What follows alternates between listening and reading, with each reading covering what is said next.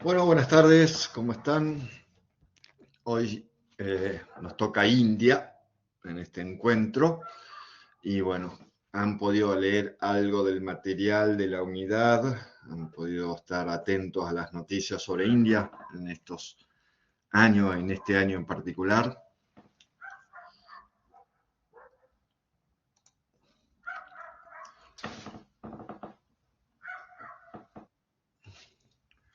Buenas tardes, Cecilia. Laura.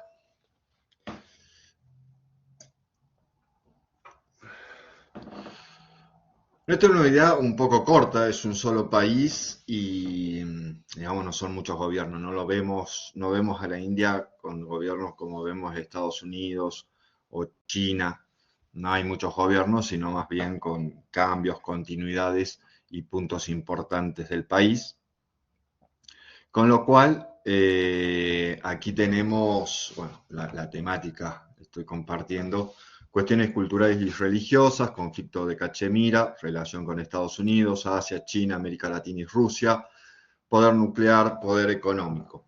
Un poco, obviamente comenzamos en los 90, pero es importante que ustedes repasen todo aquello que han visto sobre la India y cómo se fue desarrollando la India de historia universal contemporánea, de relaciones internacionales uno, porque obviamente que su pasado, digamos, tiene muchas implicancias con lo que es India hoy y cómo también se proyecta, ¿no?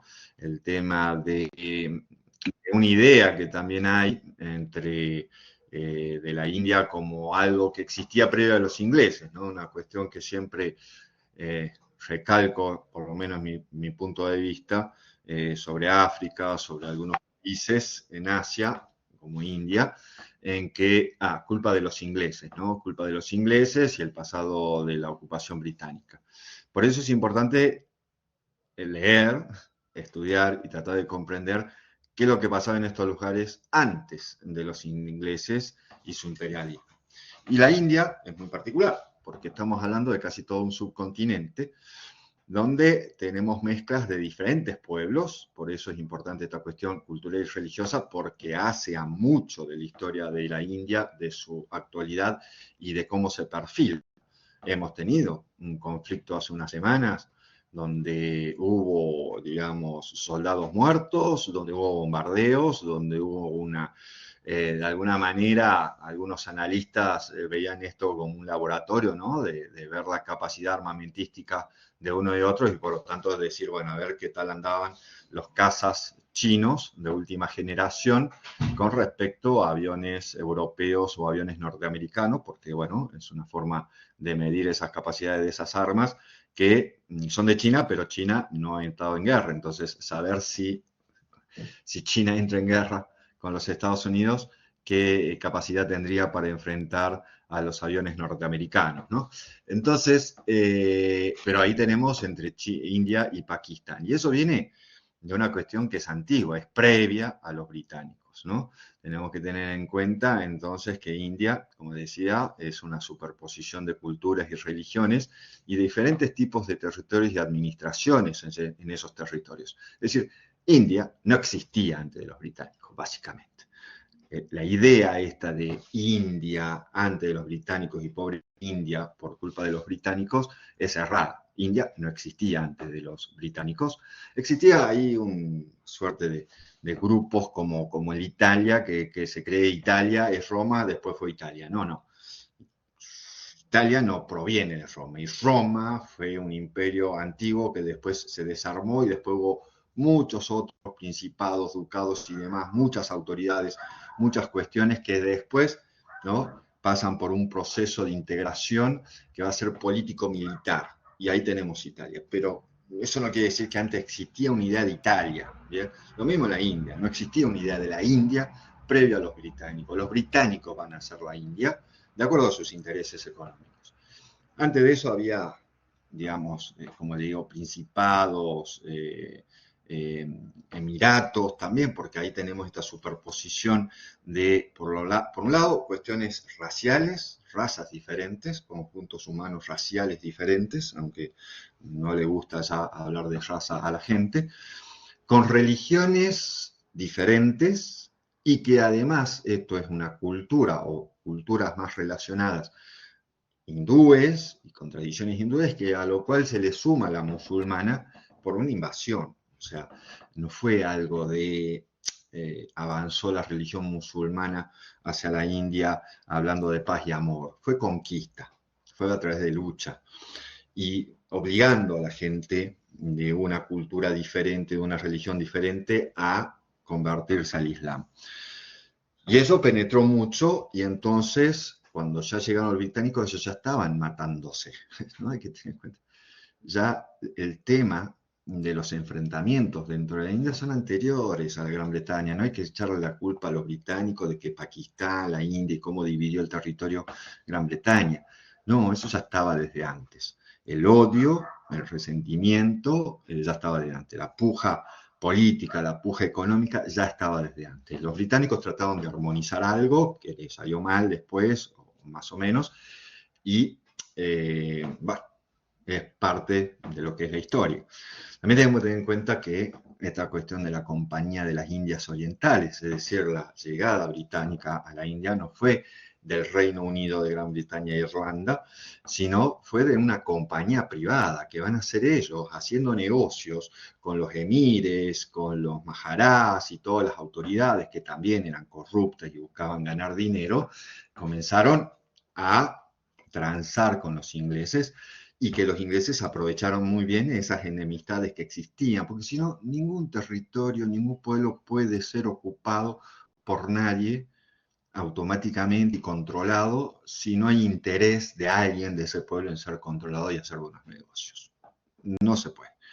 Y acá fue eso, ¿no? O sea, una compañía que empezó a hacer tratos, comprar cosas, vender cosas, hacer acuerdos, que eso fue llevando a tener mayor control económico y después fue control político y control territorial. Y hasta que se dio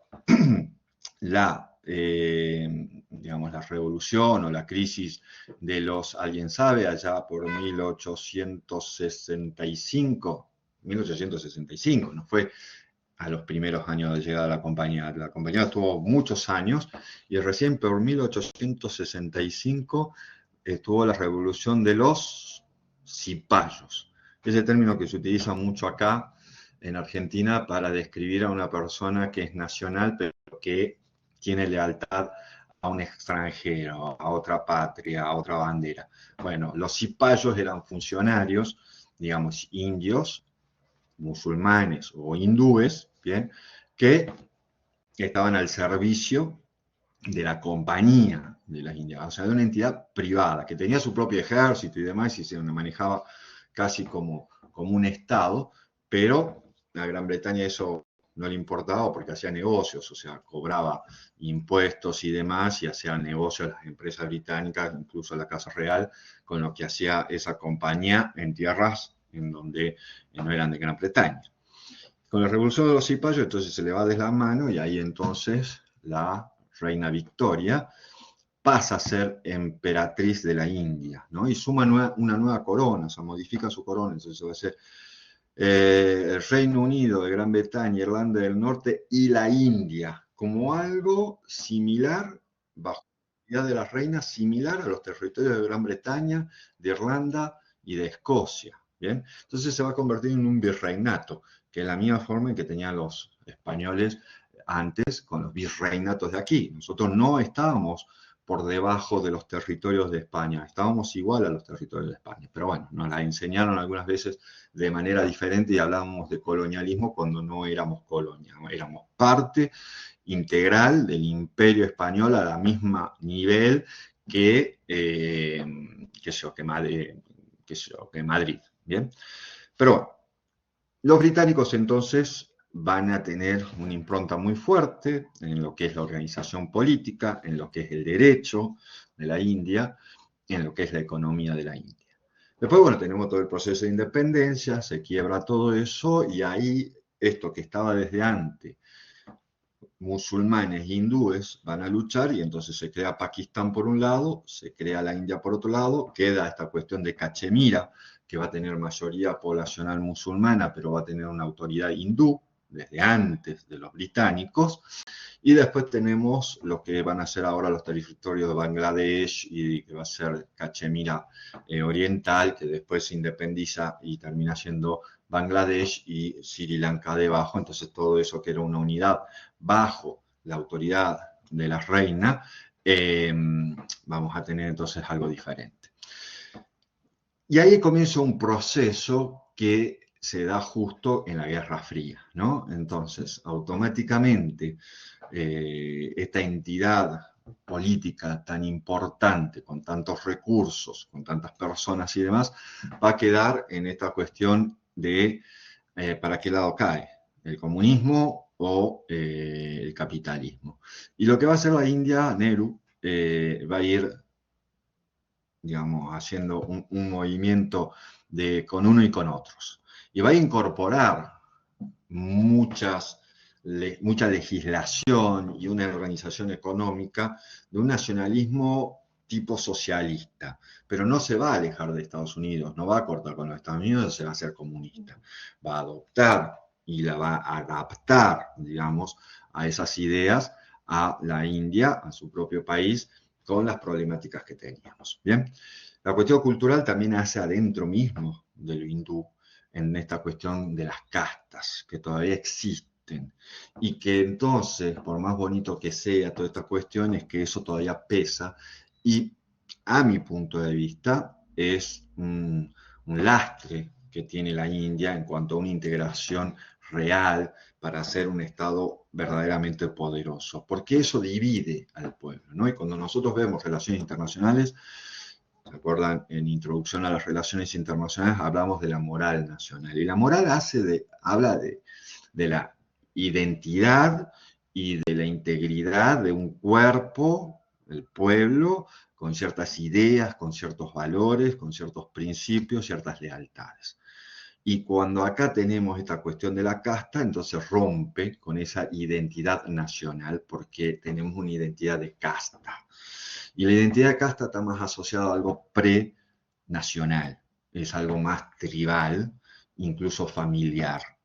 Y esto hace que el mismo gobierno nacional tenga problemas en la India para aplicar la legislación. Es decir, pueden salir del Parlamento indio muchas leyes, pero no se aplican, ¿no? Y el Estado tiene que estar todo el tiempo recordando a autoridades locales y policías, por ejemplo, que debe aplicar la ley nacional, y que no debe mirar hacia el costado cuando suceden ciertas cuestiones, cosa que por ahí no se publica mucho aquí en Occidente, que está más atado a estas lealtades de castas o de tribus o de clanes o de grupos familiares. Entonces, por ejemplo, los crímenes de honor son muy comunes en la India, pero tanto entre hindúes como musulmanes, que es también algo que tienen ellos, ¿no? El tema de justamente que una chica, porque el crimen generalmente es contra las mujeres, lo cual hace a un problema también de derechos humanos y decir, bueno, a ver, la India respeta los derechos humanos, las convenciones internacionales, algo que dije en la clase anterior sobre China, es decir, estamos en este mundo y creemos que existen instituciones universales, y cuando digo instituciones no me estoy refiriendo a organismos en sí mismos, sino a derecho, ¿no? Las instituciones, las convenciones de derechos humanos, las convenciones del derecho internacional público, etcétera, derecho internacional humanitario, etcétera, que son compartidos por todos porque lo han firmado y la han ratificado.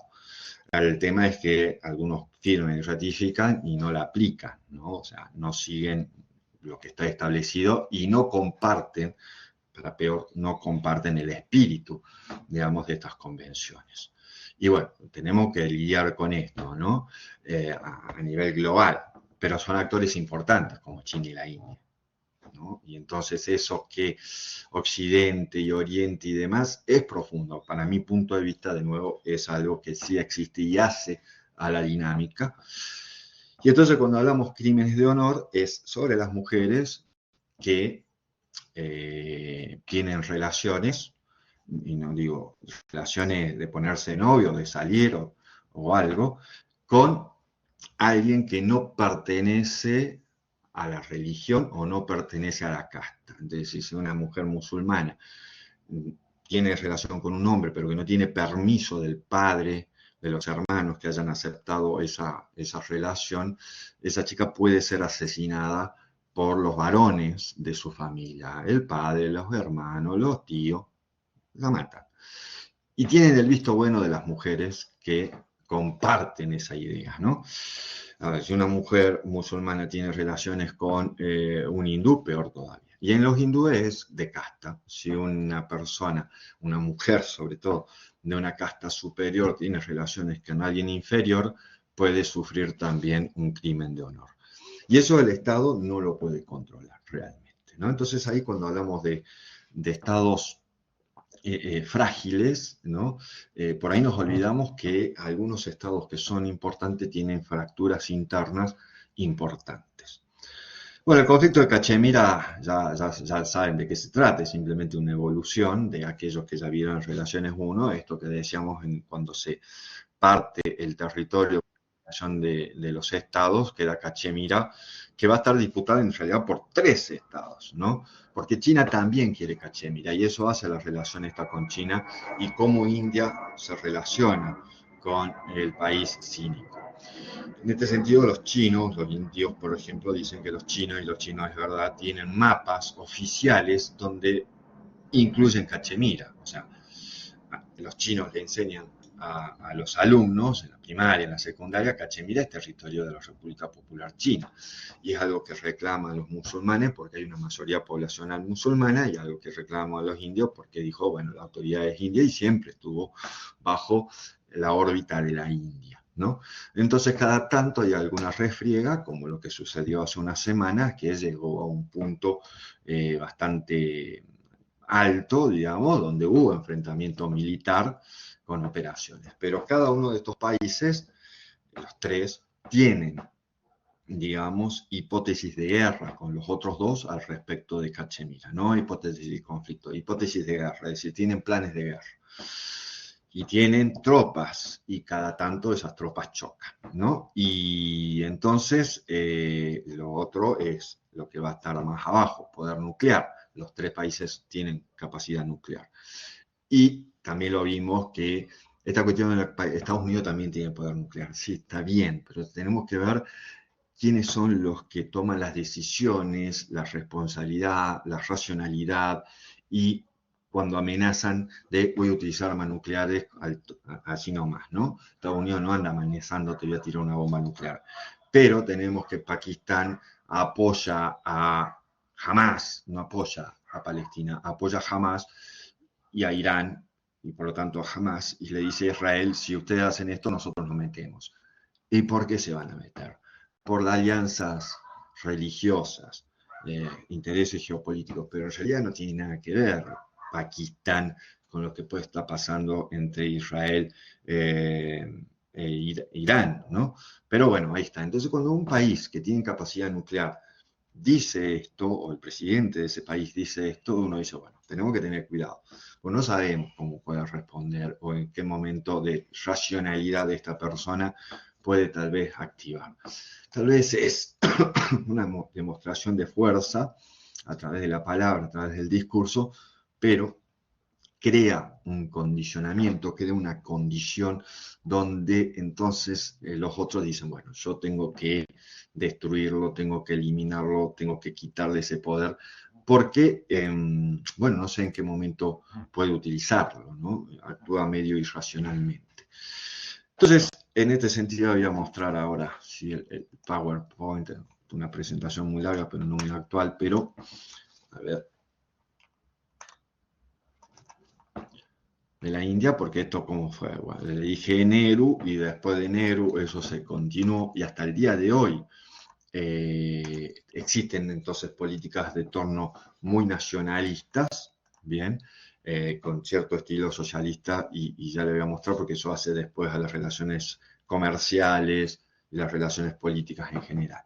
Bueno, entonces tenemos, es un territorio muy amplio, ¿no? También tenemos que tener en cuenta el territorio marítimo que tiene la India, ¿no? Que es muy importante y eso hace también a ciertos conflictos marítimos que tiene la India actualmente y iría para esta imagen en realidad, que siempre digo, la India es un país que tiene aspectos del primer mundo y del cuarto mundo, no del tercero, del cuarto mundo, ¿no? Un poco la película Slumdog Millionaire, ¿no? Muestra mucho esto, ¿no? De cómo se ve en un mismo país edificios inteligentes, alta tecnología. La India es un país de donde salen muchos ingenieros que terminan trabajando en Silicon Valley o terminan en Guadalajara, México, realizando inversiones de alta tecnología, ¿bien? De un país que es muy pobre en algunos lugares, ¿no? Y eso es el cuarto mundo que se ve en la película. Y entonces el tema de desarrollo, como lo vemos aquí, es como que un país donde hay atrasos importantes en temas de desarrollo y entonces tenemos diferentes velocidades en cuanto al acceso. Y es muy difícil entonces para las personas de escasos recursos o de las castas bajas poder, digamos, ascender en esa escalera social, ¿no? Entonces, bueno, ahí decía justamente Nehru se definía como un socialista fabiano. Hay que entender también, acá en esta otra imagen, bueno, obviamente, ¿quién es esta persona que está aquí? ¿Y qué es lo que tiene? ¿Qué está haciendo? Ven el puntero, ¿no?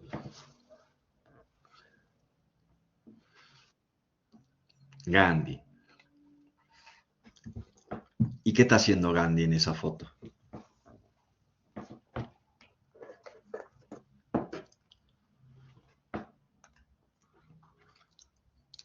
¿Qué es eso que se ve en primera imagen? Gandhi está atrás, pero adelante, ¿qué es lo que se ve?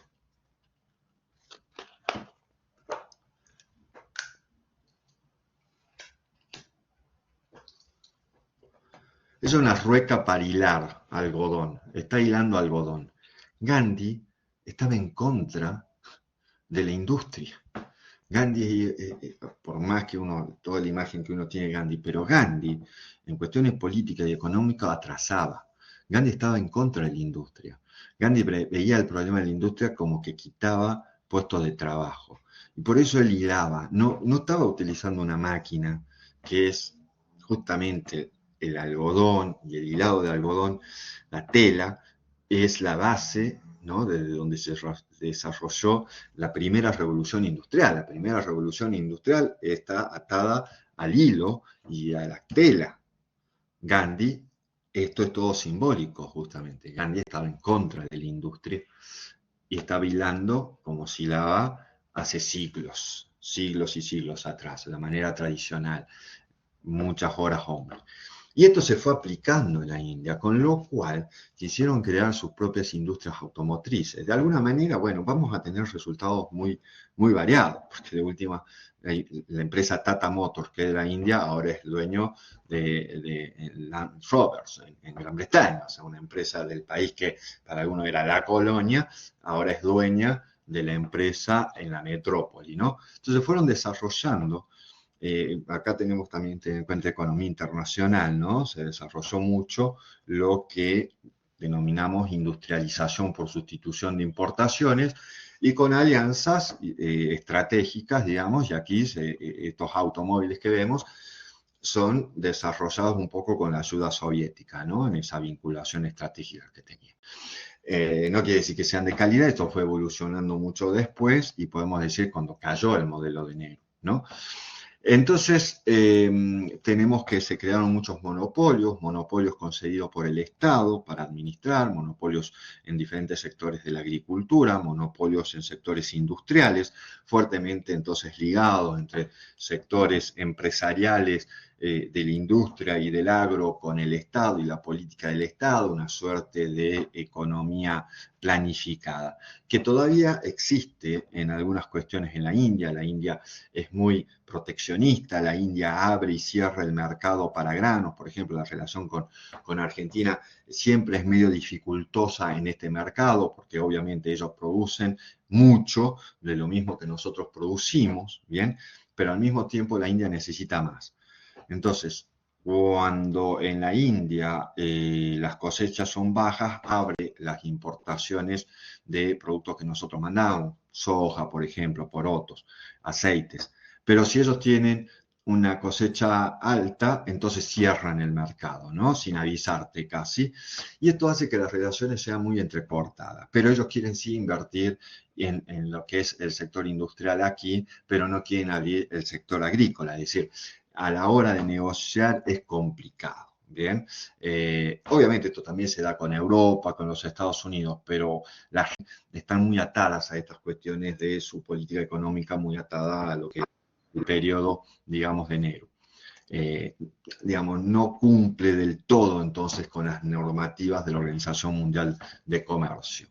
Entonces, en estas aspiraciones de potencia global podemos decir que, bueno, hay un trauma de la partición, o sea, muchos de la India piensan que Pakistán no debería existir, que era parte de su territorio y que lamentablemente por esta cuestión de los musulmanes le crean un estado aparte. Para ellos, o sea, debería ser, y en realidad lo que hizo Naciones Unidas, Gran Bretaña y Naciones Unidas de dividir, y acá también hubo traspaso de población, es decir, como se dio también en Israel, con Palestina y otros lugares, decir, bueno, ustedes que están aquí deben ir para allá, hizo que para algunos hindúes nacionalistas fue lo que la mano extranjera que hizo reparto de tierras y que provocó entonces que la India sea totalmente musulmana cuando eran territorios donde también habían hindúes que tuvieron que dejar sus hogares.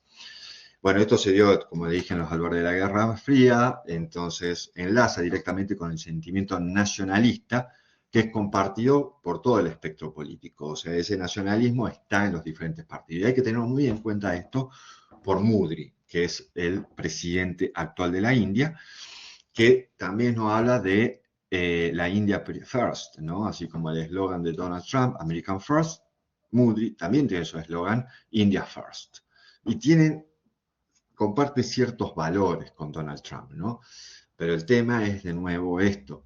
Algunos acusan a Modi de que es hinduista, que en vez de buscar lograr una mayor armonía entre los musulmanes y los hindúes dentro de la India, o sea, musulmanes indios de nacionalidad india, busca una supremacía o va llevando a una supremacía de los hindúes sobre los musulmanes en diferentes aspectos, ¿no? Cuestiones legales, cuestiones políticas, cuestiones económicas, y esto, digamos, es hilar fino de acuerdo a cómo, digamos, se promocionan inversiones, se promocionan ciertas regiones, construcciones de puentes, autopistas e infraestructura en ciertas regiones que hay mayoría neta de población hindú, ¿no? Y en algunas otras cuestiones que ya son leyes que basan la representación, a la elección de autoridades y cómo se comportan ciertos organismos en donde entonces los hindúes tienen mayor preeminencia. Eso es lo que se le acusa a Modi.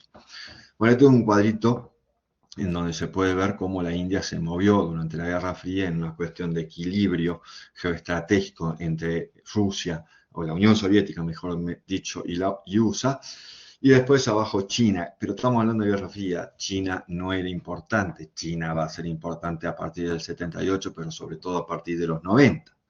Bien, cuando ya cae la Unión Soviética, y ahí entonces el relacionamiento India-China también va a cambiar, pero sigue esta cuestión de abajo del triángulo regional asiático de una enemistad con Pakistán y una enemistad barra aliados, socios comerciales con China, ¿no? Esto es lo que vamos a poder ver cuando se crea el RCEP, ¿no? El Regional Comprehensive Economic Partnership, en donde la India venía negociando un tratado de libre comercio con los países con los 10 países ahora no me va a salir, del ASEAN, bien, más Japón, más Australia, más Nueva Zelanda, y después se suma China, y porque se suma China, India da un paso al costado. Finalmente se queda el RCEP con China sin la India. Y la India porque no quería ceder ante China, porque tenía que abrir su mercado libre comercio con China. Y está en una disputa estratégica económica, además de los problemas que tenemos sobre Cachemira. Sin embargo, al hacer eso, India pierde entonces, digamos, una posición importante con respecto al ASEAN, con respecto a Japón, con respecto a Australia y Nueva Zelanda. Porque Estados Unidos, cuando se da el RCEP, estaba gobernado por Trump en primer gobierno, y Trump también se retira de alguna manera, porque Trump deja sin ratificar el Trans-Pacific Partnership, que era gran parte del RCP, del RCEP, sin China. Y era la gran estrategia de Obama como para encorsetar a China, limitar a China en Asia, ¿no?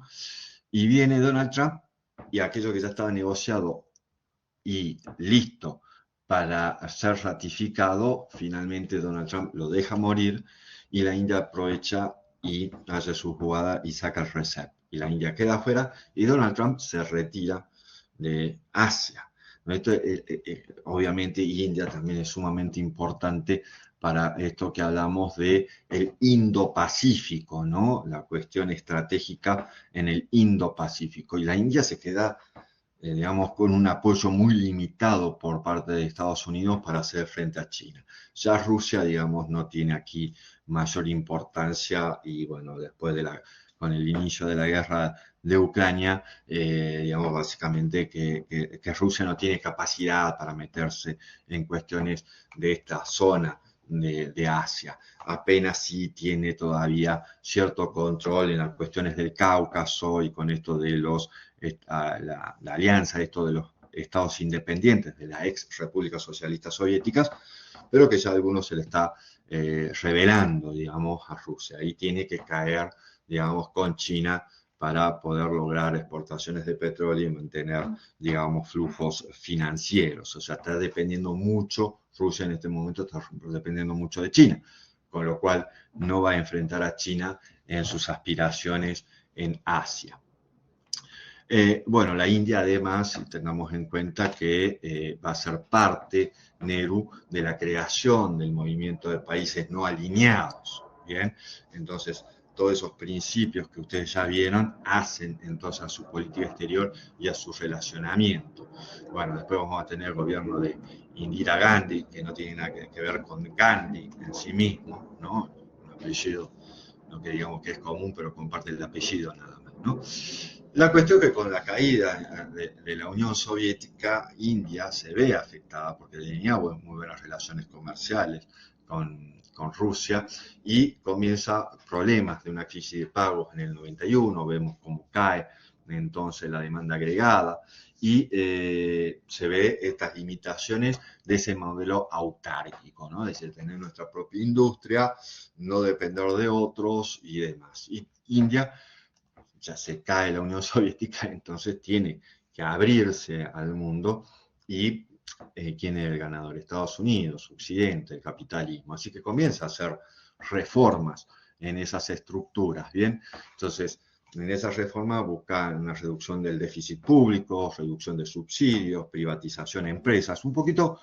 Varias de estas medidas, como siempre digo también al inicio de la materia, cuando vemos el consenso de Washington, por nuestro propio pasado y nuestra propia historia, creemos que el consenso de Washington solamente se aplicó a América Latina y que el FMI, que pobrecitos nosotros, cuando esas medidas, como ustedes ven, son las mismas que del consenso de Washington, que también se aplicaron en muchos países europeos. Esto es fundamental también para entender lo que pasó en Europa del Este, a la caída de la Unión Soviética y del muro de Berlín, cómo se da el proceso de ampliación de la Unión Europea, es que estos países también cumplieran con las medidas de lo que llamamos el consenso de Washington. Y ellos establecieron terapia de shock, ¿no? De nuevo, los resultados podemos discutir mucho, pero ellos también lo aplicaron. Y la India también lo aplicó. No digamos a rajatabla como hizo Menem aquí en la Argentina, pero vemos búsqueda de reducción del déficit, reducción de los subsidios, privatización devaluación de la rupia, atracción de inversiones extranjeras directas con cambios administrativos, ¿no? Porque acá también en ese sentido teníamos estos modelos de nuevo autárquicos y controlados por el Estado en que los mercados estaban controlados por el Estado. Entonces, mercados rurales eran como los almacenes de Cuba, ¿no? Donde la gente no compraba en un almacén administrado por el Estado y que el productor le tenía que dar al Estado lo que producía y el Estado le pagaba lo que quería. No era comunista en que el Estado directamente tomaba lo que alguien producía, sino se le pagaba a precios establecidos por el Estado, no por el mercado, ¿no? Y las personas tenían cierta asignación de cantidades. En este periodo de los 90 entonces hacia adelante van a comenzar a aparecer empresas que se van a actualizar, van a comenzar a tomar modelos administrativos occidentales, van a buscar ser estratégicas y en algún punto después van a comenzar a salir justamente al exterior y van a comenzar a realizar inversiones extranjeras directas. Bueno, tenemos ahí varios cuadritos, pero además se atrae empresas como empresas importantes que van a comenzar a poder vender sus productos y después establecer alguna filial o hacer acuerdos con empresas chinas, de la India, perdón, para que le provean, por ejemplo, algún insumo, ¿no? Entonces tenemos camionetas Mercedes-Benz con motores de Tata Motors, ¿no? Dando vuelta todavía. Después se dejaron de hacer esas. Pero bueno, tenemos un motor hecho en la India que se coloca en un auto alemán. General Motors, Ford, Microsoft, IBM, empresas que antes no estaban, comienzan a llegar. Y esto es parte de todo eso que se dio en los 90, ¿no? El liberalismo también colabora entonces en lo que es la actualización, la modernización, la tecnificación del país, por más que después la India también sumó con sus propias empresas y sus propias capacidades, pero el know-how, ¿no? Lo trajeron de Estados Unidos y de Europa. Y tenemos hasta casas de comidas, tiendas como TGI, que creo que se está fundiendo, pobre. Después, entonces, el Banco Central deja de financiar el déficit público, comienza a tener un rol real de Banco Central que no tiene que estar por debajo del gobierno, sino tiene que proteger la macroeconomía, el valor de la moneda, que no sea manipulada por el gobierno de turno, restricciones de reducción, reducción de restricciones cuantitativas, de nuevo esta cuestión de intervención en el comercio internacional, estamos hablando de cuotas de importación, reforma del sistema de control de cambios, de nuevo, mayor liberación, convertibilidad de la moneda, desmantelamiento de licencias, estas finalmente monopolios que existían antes, ¿no? Y esto le permite a la India crecer económicamente, que no es lo mismo que desarrollarse, que es lo que dije antes.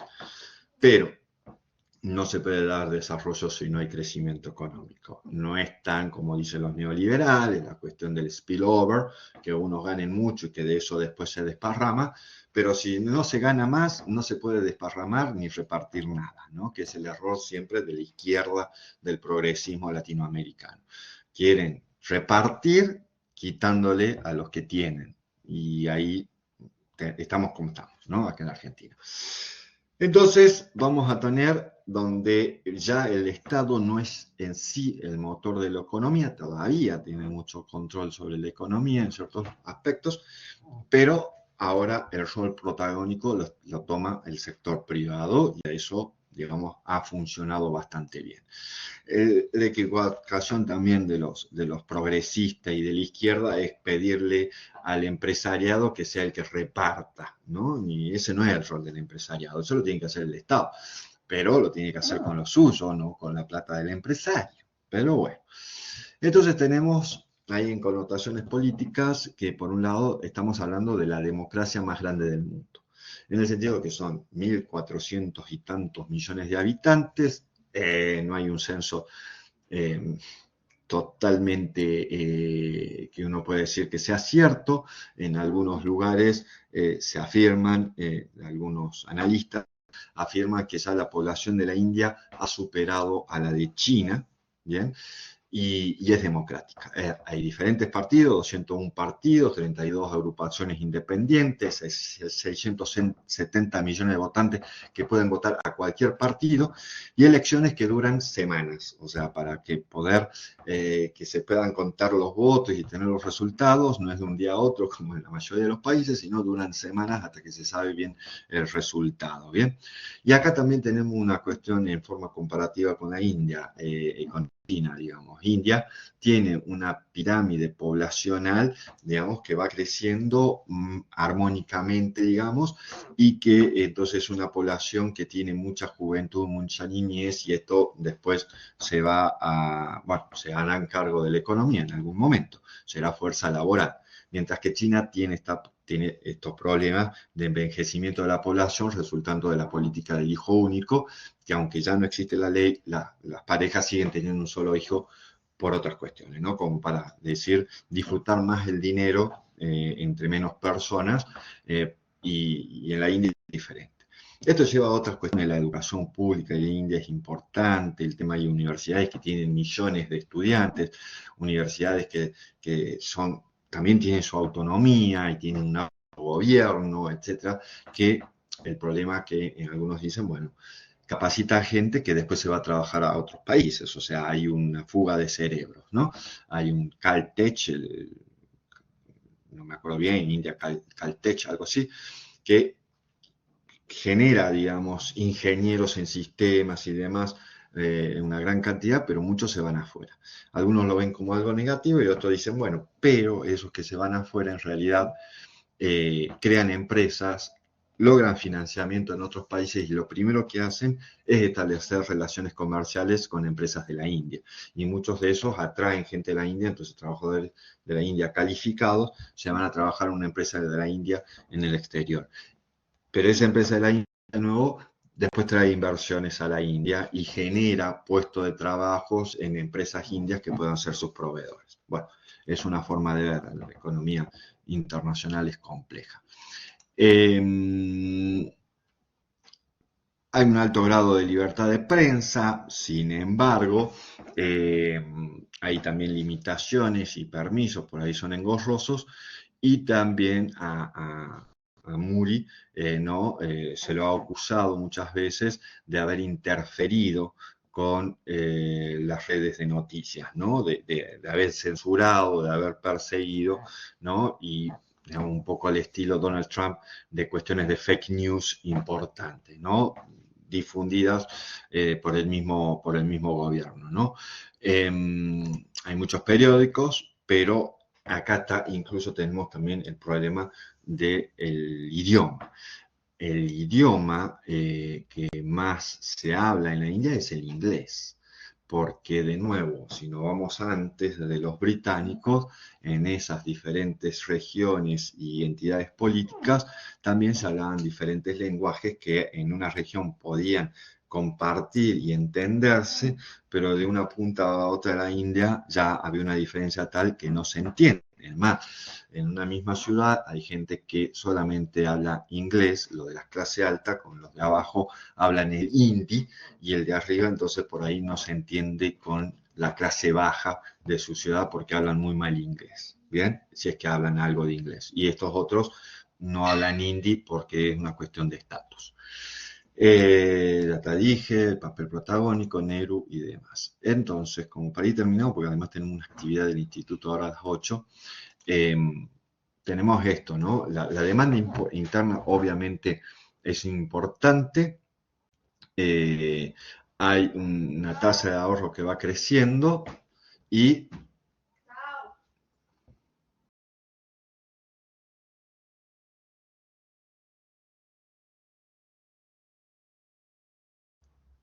perdón, me interrumpieron.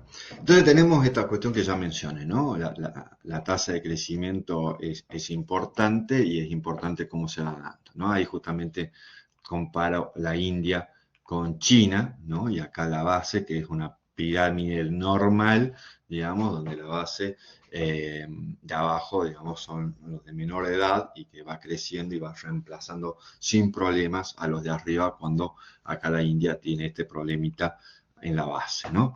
Tenemos empresas que invierten también en la Argentina, Tata se la conoce acá en la Argentina. Hay otras empresas que por ahí no son muy conocidas, pero que tienen una participación importante incluso en el país. No son conocidas porque no, digamos, no son business to consumer, sino son business to business, o sea, se manejan con empresas, digamos, empresas compradoras justamente de productos agrícolas que no las vemos en el supermercado porque no se dedican a eso, son compradoras de commodities importantes que tienen oficina aquí en la Argentina, pero que bueno, nosotros no las conocemos, las conocen los productores agrícolas, los exportadores. Bien, de nuevo con la cuestión de Pakistán y con esta cuestión de su rol, búsqueda de un rol en el Indo-Pacífico, está su reafirmación como potencia nuclear, también hay una industria armamentística importante y un acercamiento estratégico a los Estados Unidos, ¿no? Entonces allí, eso que antes era un cuadrado, tenemos que es un triángulo regional asiático y una competencia con China, una cuestión nacionalista con Pakistán, donde China y Pakistán son aliados.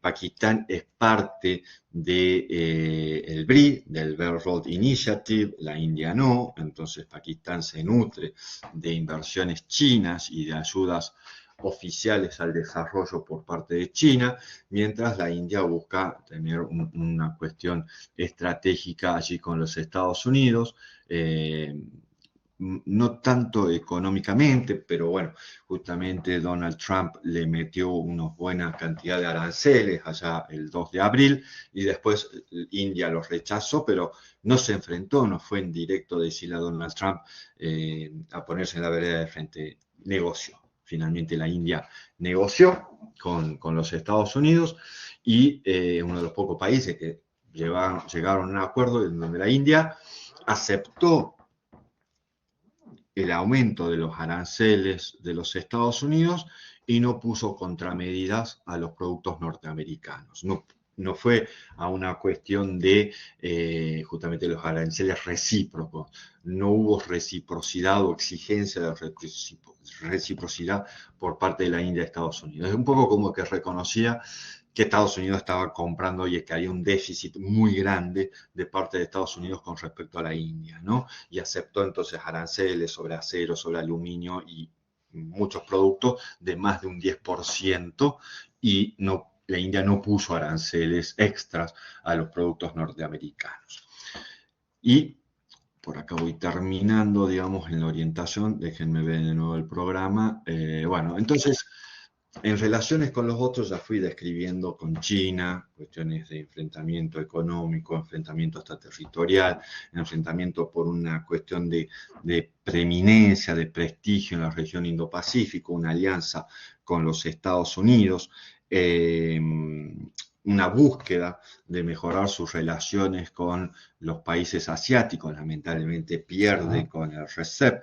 En América Latina, India busca tener también mayor protagonismo, de que se le abran los mercados, una cuestión de inversiones extranjeras directas por parte de empresas indias aquí en sectores estratégicos, como decía, cuestiones del mercado agrícola en Sudamérica, pero también en algunas cuestiones industriales, ¿no? Hasta hay empresas de la India en el sector de cosmética importantes. En México también es importante, es muy grande en Guadalajara las inversiones de empresas indias en sectores que uno diría, ¿y qué hacen en Guadalajara? Bueno, el sector aéreo. ¿Y por qué en México? ¿Y por qué así? Y porque México tiene el TEMEC, o sea, el Tratado México, Estados Unidos, Canadá, que de nuevo, bueno, un poco ahí el tema, obviamente, con Donald Trump y sus aranceles ha movido la situación, pero bueno, los indios estaban, ¿por qué en México? Porque la mano de obra, por la cuestión de las leyes laborales, las leyes medioambientales, le convenía invertir en México, en Guadalajara por una cuestión de recursos humanos calificados para hacer negocios con, no en México, sino con las empresas norteamericanas de ese sector tecnológico. No es que los aranceles de nuevo y las negociaciones y lo que ha hecho Donald Trump o sea, ha dificultado la situación, digamos, postergado inversiones de empresas, pero no es que las empresas hayan cerrado en México y se hayan ido a los Estados Unidos. Habrá que ver qué sucede de acá a 2 años. Habrá que ver que después qué va a hacer Donald Trump y qué sigue haciendo Donald Trump, ¿no? Cómo lo va negociando con México, es decir, diferentes variables. Por otro lado, India también es un aliado de los Estados Unidos en la lucha contra el terrorismo internacional. Después del 2001 eso se hizo más fuerte porque de última Pakistán, aunque es aliado de los Estados Unidos, promociona el terrorismo, ¿no? Finalmente, Osama Bin Laden estaba en Pakistán, estaba ahí en Islamabad, o sea, todo el mundo sabía dónde estaba Osama Bin Laden. Y Estados Unidos hace su operación militar y lo asesina a Osama Bin Laden sin avisar al gobierno pakistaní, o sea, le dice cuando ya estaba ahí, ¿no? Ya, che, tengo unos helicópteros ahí que estoy operando, no hagas nada, no me los destruyas. Pero no le dice, voy a ir, ¿no? O sea, esa cuestión ahí medias hipócritas.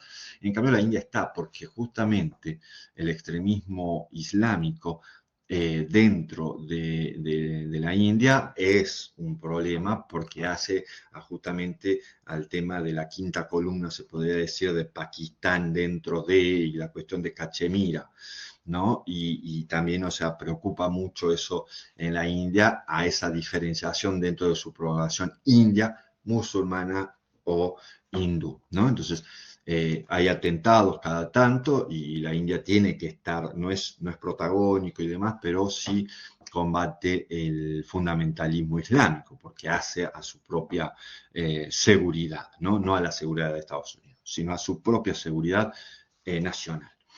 Y termino de privatizaciones, ya las mencioné, otras grandes empresas. El sistema financiero también se les exige a la India desde Naciones Unidas y demás que abra más el mercado, que abra más también el mercado financiero. Y la última, Don Mudry, que aquí tenemos, ¿no? Esto mismo de vestirse, reafirmando su identidad hindú a los otros, a los moderados y a los musulmanes indios, le cae un poquito pesado. Pero esta persona tiene mucho poder, fue reelecto, ¿bien? Con lo cual se proyecta y tiene un liderazgo importante dentro del país. Bien, entonces ahí ya le di el panorama general de la India. No sé, ¿tienen alguna preguntita? Pasa que me tengo que ir conectando a otra cosa.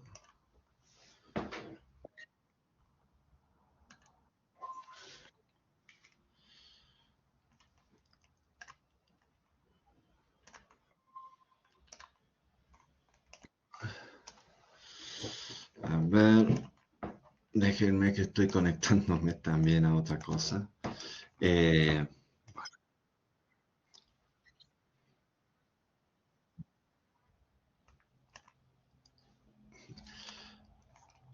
Bien, a ver. Perfecto, muchas gracias Ángel y cualquier cosa tenemos Estamos en contacto ya. Dentro de unos minutos voy a abrir la carpeta para la entrega del tercer trabajo práctico que tiene fecha final de entrega hasta las 23:55 del domingo. Por favor, cumplan la fecha final de entrega, lo pueden haber estado trabajando, no esperen hasta el domingo para hacer el trabajo y después hoy me faltaron 2 minutos porque no lo voy a recibir. Esta vez ya estamos, no recibo nada que no esté dentro de la carpeta, ¿sí? Bien, queda grabado